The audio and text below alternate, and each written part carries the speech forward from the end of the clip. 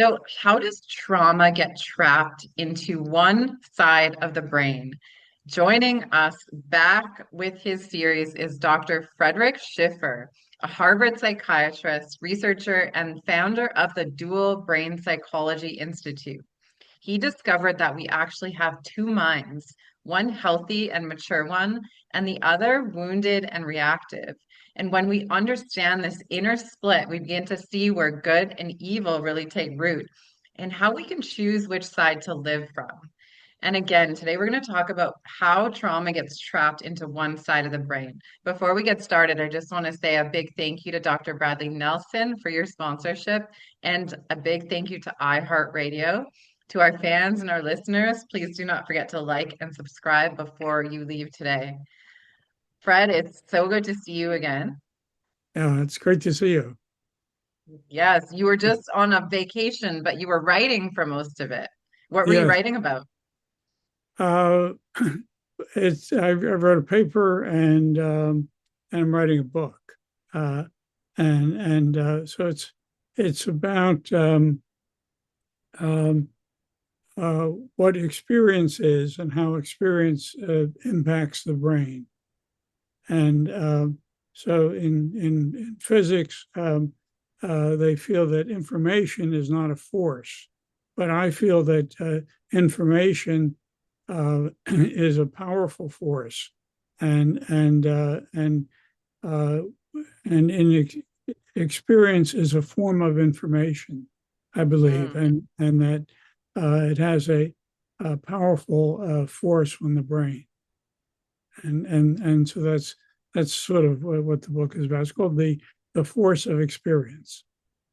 I agree with you because I don't really learn unless I experience something. Like I can read about something until I'm blue in the face, but then until I experience it or do it, that's when it clicks for me. Right, right, and also we were talking about looking out one half of one eye versus the other, and what that does is it creates an experience, and Mm. so on one side well, actually in both times we've tried it had a negative experience when you looked at the right half of your right eye, and you had a positive experience when you looked at the left half of your left eye, and and that is compelling in teaching. In other words, Mm. if you're having bad experiences, it teaches you to be afraid, and it's compelling information. If you have good experiences, that also teaches you, and so they're kind of different lessons from each side of the brain. But Yeah. the point is that if I said to you, sort of like on Saturday Night Live, I forget what how um, Dana Carvey used to say it, but I like you, and he was a therapist, and Yeah. and and if you can experience that yourself, then it really means something, and it's not a joke. And unfortunately, a lot of times we are experiencing traumas, and and uh, and that's damaging. And so to be able to have positive experiences that we can control within ourselves is very powerful. Yeah. And so as you say, you really learn if you have an experience. If somebody's Yeah. telling you something, it doesn't, it might be true, might not, but if you really experience it, then you believe it, and it has much more power. Has so much more power. So today we're talking about how trauma gets trapped into one side of the brain. So in your research, like how does trauma get trapped into one side of the brain? Um, okay, well, let me start with uh, uh, information, and Mm. and um, uh, physicists uh, uh, don't consider information a force. That they consider that it directs energy, and that information exists. But I feel that information is a force, and an example would be if you're Napoleon and you're in a battle, and one of your spies comes and gives you the battle plan of the enemy. um, that gives you a lot of force, Right. and win the war. And so information really can be quite powerful, and that's why we have the CIA, and why atomic bomb secrets, so important, um, so so I feel that information is important, and that information has to be understood to be meaningful. So if I give you information, it doesn't make any sense. It excuse me, it doesn't have any meaning, and it's useless. So Yeah. for information to be powerful, it has to have meaning. And so let's imagine a child who's just born. Okay. So he has no experiences, or he has a few experiences. Maybe he has, Yeah, exiting the womb. yeah, he's exiting the womb, or maybe he's getting fed and he's getting changed. So he may have some experiences, but what happens is that these experiences get laid down in the brain, and so Mm. if he has good experiences, um, then when something happens, he can understand it through his previous experiences. Right. Um, and and if someone's had very bad experiences, it's very hard for them to understand a good experience. Yeah. And that it's sort of like a ball and a mitt, baseball. That the information or the experience is like the ball, but it has to be received to be caught in order to have meaning. And so if there's bad treatment to the child, it gets stored. That idea of bad treatment gets stored in the brain, and and and the person becomes ready to receive more bad information once It's that almost like path. they're expecting it. Yeah, that you have a glove that is like a receptor for bad information, and Yeah. and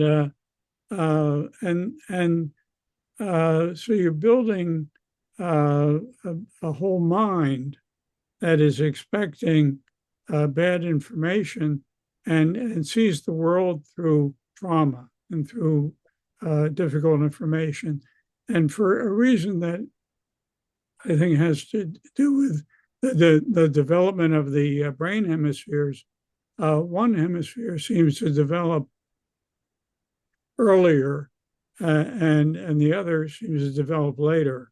And so the one that develops later, I think, has less of these toxic uh, uh, experiences, and so is healthier. And so I think Mm. the brain hemisphere turns in to be healthier and more mature, where the other is sort of developed out of childhood maltreatment, and that can extend to uh, uh, early years, and then preschool, and then school years, and it rolls on itself. and tends to get worse as things go, and then people then get into serious uh, forms of uh, difficulty in which they're trying to escape their pain from the trauma. And so they Right. might become alcoholic or addicted or get into bad relationships.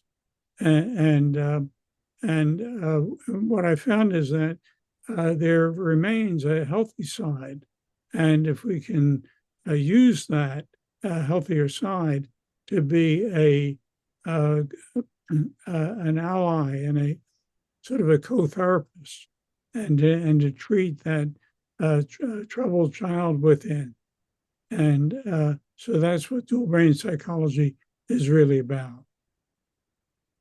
Yeah, it's interesting. So I recall like I went to see this one doctor a million times, but then there was this one time when they were doing a procedure on me and they were trying to find the vein to do blood work and they couldn't. And it so that one situation at the same doctor left me traumatized. And then the next time I came back, I was scared to even be there, even though I had like, I remember there were so many good experiences, but that one time changed everything. Why does that happen? Well, it might be that um, the pain that you experienced um, resonated with a past trauma Yeah, where that you makes were hurt, sense. and so it got It's almost amplified. like a betrayal of trust. Yeah, yeah, and and that too got amplified, Mm. and Right. So it wasn't about the needle, it was about whatever activated that trauma activated in my body. yeah, exactly, right. Mm. And had you been looking at your stronger side, it wouldn't have bothered you. Right, But it hit the little girl and then aroused her, and so the trauma came forward, right, and and and uh, and then became a condition to the, the pain and all of the trauma came up. right, right. So what's really happening when neurologically, when the wounded side gets triggered by present day events? Well, I think that that each brain hemisphere is really like a person, Right, and so uh, uh, uh, if we have um, two people, or like you and I here, we're two people, so something may happen that might encourage you, or you might just get an email that you just won an award for the podcaster of the year, and and so you may feel really good, and it may stimulate you, and so you may take a more dominant lead in the conversation, right. and I might get an email saying, um, I'm going to be investigated for something, and so I'm like, oh, and Uh-oh, what did I the, do? Yeah. so these two minds are like two different people, like you and I are, and but we can be stimulated by things that happen. And then another thing is that so if you have a bad experience with the needle and with trusting people, um, so I may not have had that particular trauma. I may have had other traumas, and so uh, if uh, someone uh, said needle, that might really upset you, whereas I wouldn't be upset by it. Right. And whereas maybe I had been in a car accident. And so if you started talking about a car accident, you might really stimulate the little boy in me. Right. And so that these two individuals in us, in our head, can be stimulated that way by different things that happen in the environment. And if we're not aware that we have two minds, it's easy for one side to take over, and usually it's the more immature side, and then we wind up getting anxious, depressed, and maybe doing things that are behaviors that aren't good for us. Right. And you wrote a book on this so people can understand it better. Do you want to tell us about your book? Yeah, actually, I have a copy of it here, and I've sent you a copy, and I hope you receive it soon. So it's called "Goodbye Anxiety, Depression," and it goes on a bit, but essentially, it's how to use dual brain psychotherapy to help oneself, and has vignettes about uh, their narrative fictional depictions of actual therapy sessions with and the people in who are getting the therapy are real people who gave permission, and we've removed all of the identifying information. Okay. Beautiful. And the Beautiful. book is Amazon. It's on Amazon. It's on Amazon. Okay, amazing. So, how does your approach to this help people access the healthier hemisphere in the brain? Um, okay, I know there are we have to read the book, but can you give us a little insight? sure. Sure. Well, first of all, I think to be aware that we have two minds, and that one of them is more neurotic, is more troubled, and the other's healthier and can function better. And so just being aware of that can help us.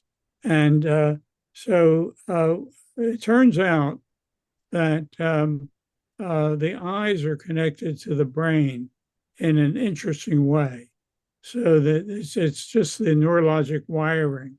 And so if you look out sort of half of one eye, and this is confusing for people, but if you cover one eye and half the other eye, so I'm looking out the lateral half of either my left eye or my right eye.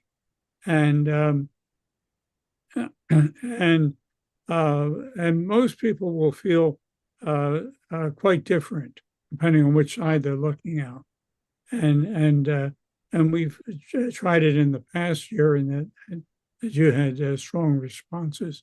And so this is a way of accessing the healthy person or the troubled person.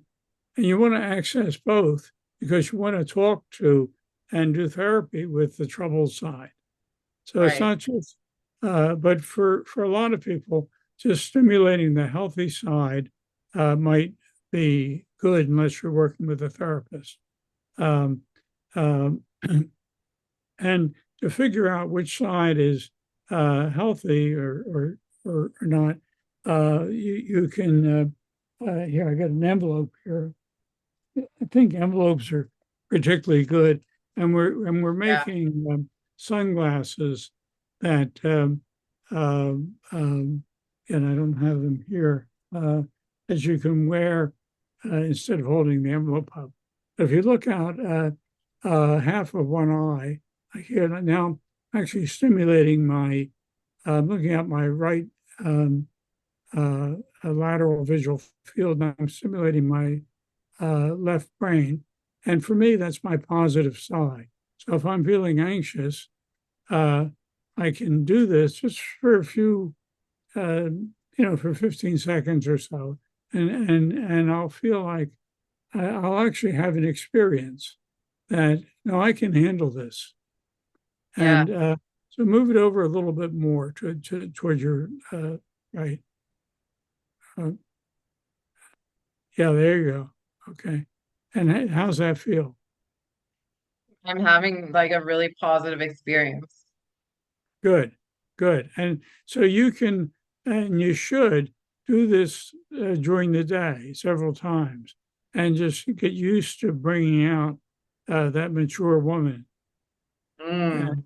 And it'll help increase your confidence and and you'll function better.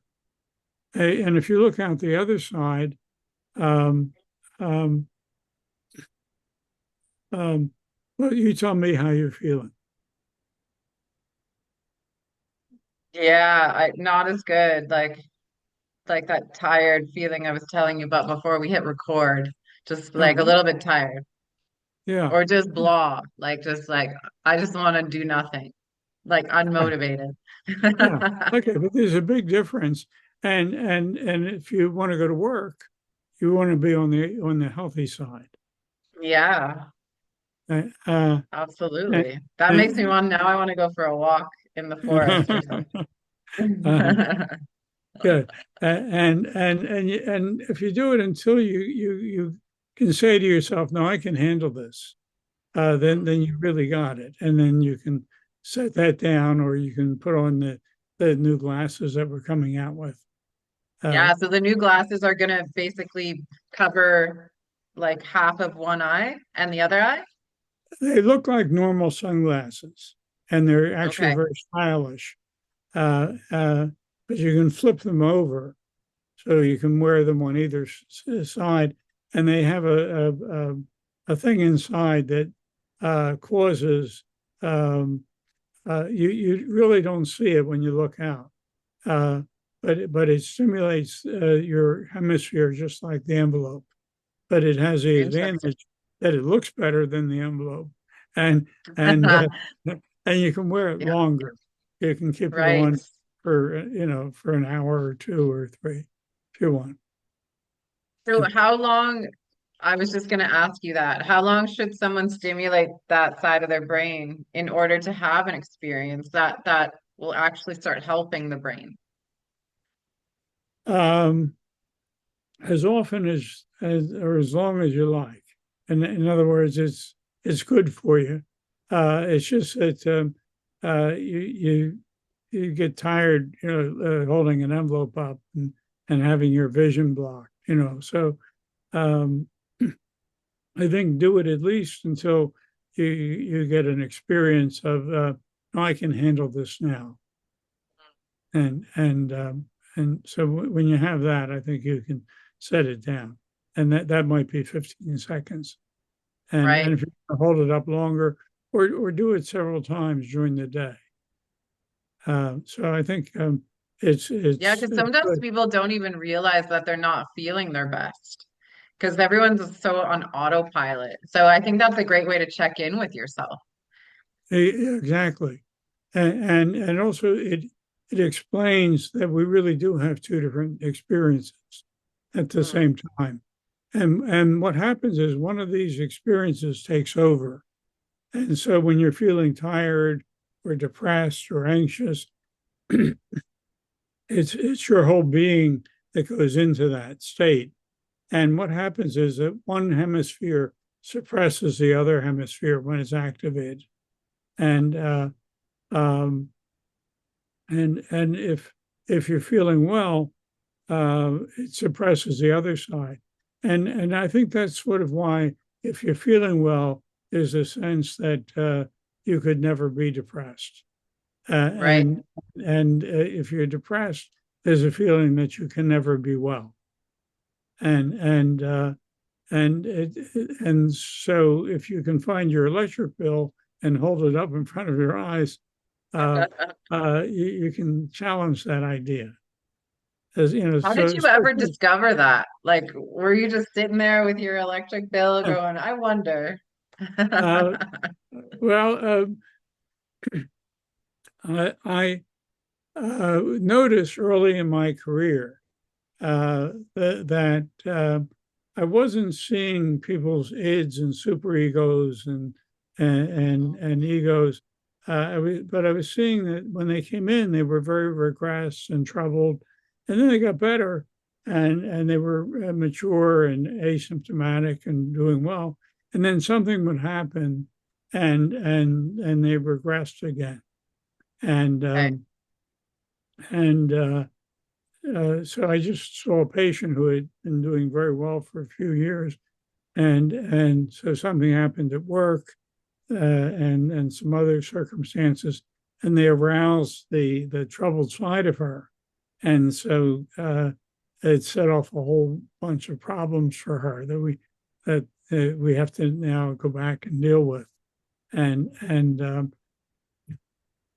um, so um, again, I think one of the first things is just to test it and see which side is your positive side, because it can be either the left side or the right side for a given person.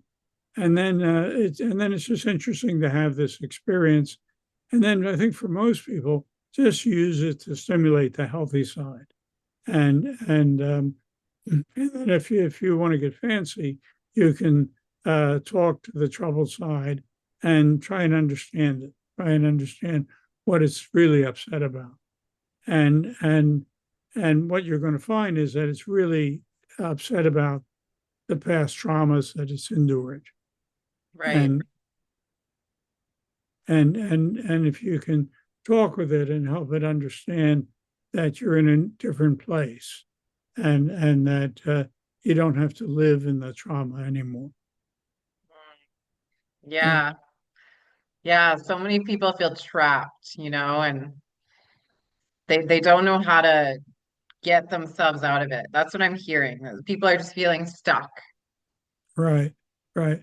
Well, again, I think the envelope is good for that, and it's not magic, and it may not work every time, but it's uh, it's it's more powerful than most of the medicines that are out there, and it works in seconds, and you'll Yeah. know that it works. And I mean, like with your experience, I mean, I think you can say whether it is helpful or not.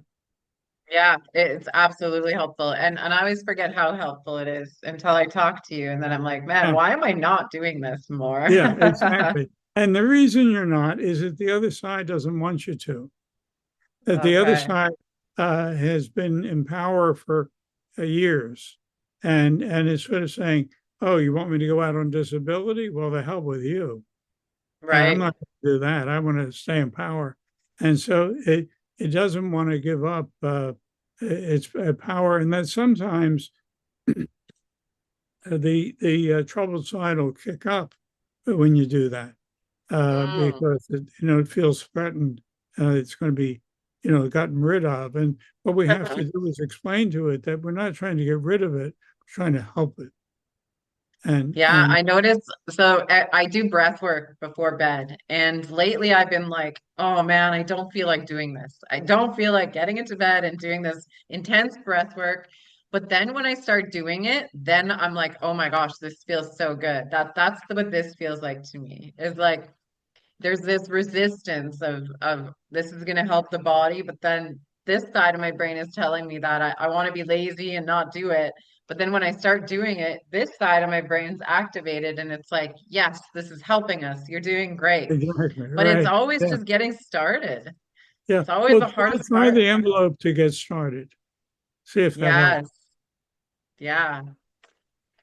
Do we want to do breath work? Absolutely. This side wants to do breath work. You try the other side. No, I want to sit here and do nothing. Interesting, huh? Holy, like it's so intense and that's like so quick. Yeah, this side you can convince to do breath work right Yeah, now. and one of the hard uh, parts of explaining this is that it's unbelievable. It That, is. It is. It that does. if you Sounds told me ridiculous. I'd hold up my electric bill and change my worldview, I would say, "What are you talking about? Yeah, That's nonsense." Yeah, but if you actually try it and experience it, then you'll have that experience.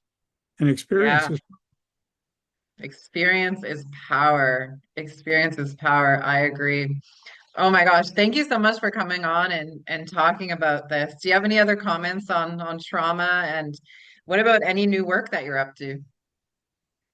Um, well, we have a study for the treatment of fentanyl addiction that we're completing in November, and we're excited to see the results of that.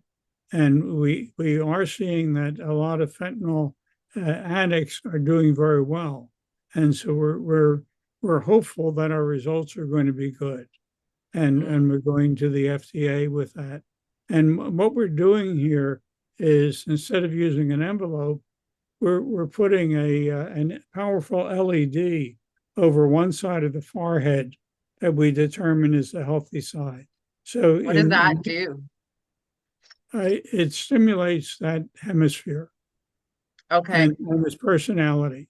And when people get the treatment, they feel better. They feel more relaxed, more confident. Uh, one patient of mine, his leg would shake before the treatment, and as I treated him, his leg would stop shaking. oh wow. And a lot of people would find that physical symptoms would go away. Sometimes a person would say, "My chest pain feels better," and I didn't know they were having chest pain. You know, they're not Right. the and they weren't cardiac patients. They were just under stress, and so it's actually it's a very a powerful intervention. It's not available yet unless we get FDA approval, and that'll depend on our getting good results when we finish the Right. study. Right. I have a question about pain. Do you think that the level of pain that we feel in our body is based on how traumatized we are? Because trauma, I mean, pain is a brain chemical reaction. So what I'm interested in asking is, say someone who has been through a lot of trauma stubs their toe, they're gonna feel that, they're gonna feel pain on a way higher level than someone who is healthier and has more of a healthier brain dominant side. Do you think that's true? Yeah, we can test it. So if you pinch yourself and then cover your eyes, let's see what happens. Uh-oh. Okay, this is my good side though. I'm gonna do the bad side first. Yeah, okay. So move it over a little bit so it's half your eye. Yeah, there you Okay, go. Yeah, if it's not half your eye, it won't work. okay, I'm pinching myself. It hurts. Okay, and how would you rate that? That's about an 8.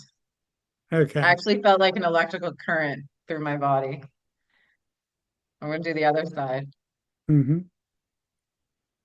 Wow. Yeah, it's like a 3. And you think you're 2. It's like a squeezing as 2. hard? I'm pinching harder because I don't Uh-huh. believe it. Uh-huh. Wow. So that Okay, answers your question. you So answered my question. yeah. Yeah, so we Wow. can reduce pain with a piece of junk mail. Holy smokes. This just blows my mind. It blows my mind every time. And then I forget about it. And then I see you again and I'm like, why am I not doing this? Uh, We got to get the information out. yeah. Information is power. There we go. We just came full circle. Right. Right.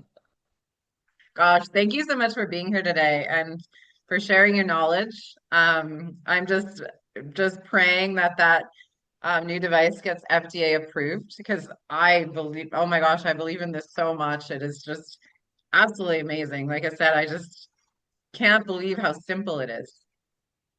Hmm. And and it's hard to believe too, you know, that it is known that each hemisphere is a complete brain. And but I'm the only person who's proposing that in normal waking life, um, that that they can feel differently. And you had asked me earlier how I discovered that. Well, I had this idea about I was seeing two personalities in my patients, and I was wondering whether it might have something to do with the hemispheres, and I was thinking all the bad stuff must be in the right side because everybody thinks the right is bad.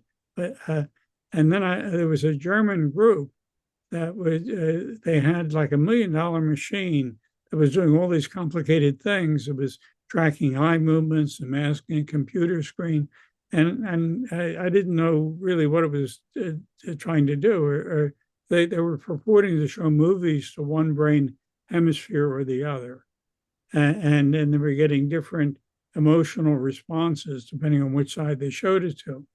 And so I was obviously interested in that. And when I figured out what they were doing was they were showing the movie to the lateral visual field, and that Okay. um, and that has to do with the way the eyes are connected to the brain hemispheres. And so I figured I could do that myself because I didn't have the money to build this machine by just going like this, putting my hands Right. up and looking out half of one eye. So the first patient I tried it with happened to be this is in the 90s. He was a Vietnam vet who had severe PTSD, and he served 4 tours of duty and had a Purple Heart, and and he was doing well. So he was feeling well, and we're talking. I said, "Why don't you put your hands up and look out, actually the side to stimulate his left brain?" And he got very upset, and he said, "That plant behind you looks like the jungle." And I said, "Wow." I said, try the other side very quickly. And he said, "No, it's a nice looking plant." And so I knew what I had. And that day I had several patients who had these intense responses. And I see these kinds of intense responses like you have in about 55% of patients. And in about another 25%, 30%, they have a clinically significant response, but it might just be like a 2 point difference between the sides. But it's enough to get them exploring this, and then there'll be about 15% who don't respond, and Why do you so think that is? I think there are a couple of reasons. One is that I think a lot of times one side is so dominant that it doesn't let the other side come out. In other words, this Okay. isn't, we're not sticking needles in the brain, Yeah. and really, control, taking charge. We're using junk mail, Yeah.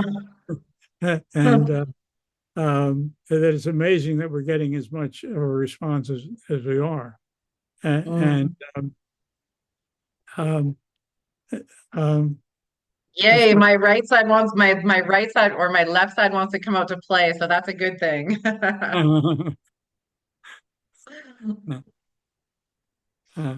That's good. So, wow. Okay, cool.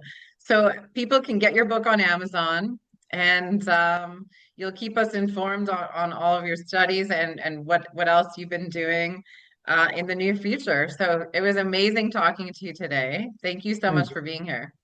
My pleasure. Good to see you. Good to see you too. And to our audience, get Fred's book. It's on Amazon. We're going to link it in the show notes and try it for yourself. It works every time. I'm going to have an amazing breathwork session after the show. Until next time, take care, everyone. And don't let that dominant side take over. Take control back. Go get some junk mail and try out this technique. Bye, everyone.